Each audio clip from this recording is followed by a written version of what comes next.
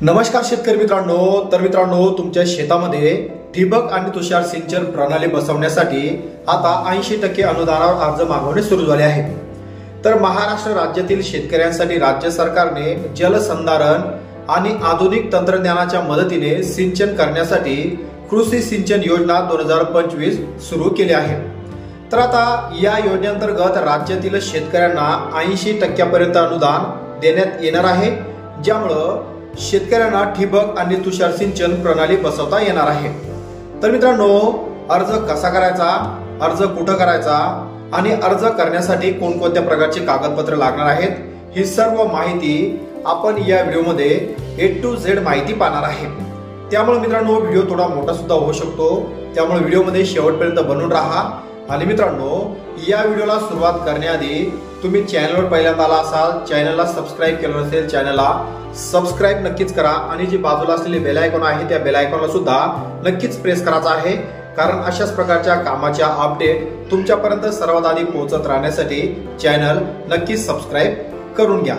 तर मित्रांनो, आता ठिबक सिंचन आणि तुषार सिंचन या दोन ज्या कार्यप्रणाली आहेत, शेतकऱ्यांचं आर्थिक उत्पन्न वाढावं या उद्देशानं राज्य सरकारने 80% अनुदानावर शेतकऱ्यांना ही सबसिडी देण्याचा निर्णय घेतला आहे। तर मग आता अर्ज कसा करायचा किंवा अजून कोणती माहिती यामध्ये आहे ती पाहूया। तर चला करूया या व्हिडिओला सुरुवात।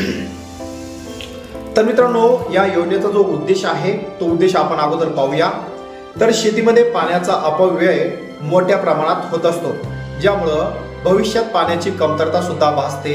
त्याच नंतर पारंपरिक सिंचन पद्धतीमुळे पिकांना जास्त प्रमाणात पाणी जर दिलं, त्यामुळे मातीची गुणवत्ता आणि जलसाठ्याचे संतुलन बिघडते आणि कृषी सिंचन योजना ही कमी पाण्यामध्ये अधिक उत्पादन देण्याच्या उद्देशाने सुरू करण्यात आली आहे।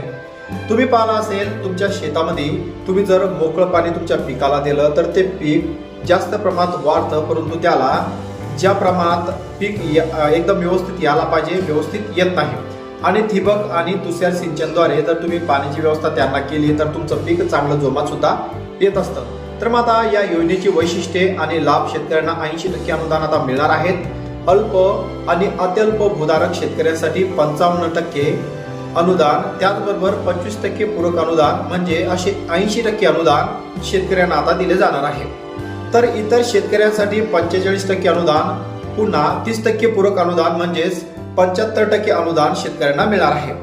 तर पाण्याची बचत आणि उत्पादकता वाढ यासाठी राज्य सरकारने ही योजना महाराष्ट्रभरातील सर्व शेतकऱ्यांसाठी सुरू केली आहे। तर त्यामुळे आता ठिबक सिंचनामुळे पाण्याचा अपव्यय टाळला जातो, त्याचबरोबर पीक उत्पादनामध्ये वाढ सुद्धा होते। आधुनिक सिंचन तंत्रज्ञानाचा वापर करून शेतकरी जास्तीत जास्त उत्पन्न आता करताना दिसतो आहे। तर मग आता शेतकऱ्यांना आधुनिक सिंचन त्याचबरोबर पाण्या प्रणालीचा लाभ मिळणार असून महाडीबीटी प्रणालीद्वारे शेतकऱ्यांच्या खात्यावर ही रक्कम थेट डायरेक्ट हस्तांतरित सुद्धा केल्या जाणार आहे। तर आता उत्पादन खर्च कमी होणार, ऑनलाईन अर्ज प्रक्रिया आहे। ही योजना ऑनलाईन स्वरूपात तुम्ही कुठल्याही ऑनलाईन सेंटरवर करू शकता, किंवा मित्रांनो तुम्ही पाहिलं असेल की आता महाडीबीटी प्रणाली असेल, पोखरा प्रणाली असेल, याद्वारे शेतकऱ्यांसाठी ही योजना राबवली जाते।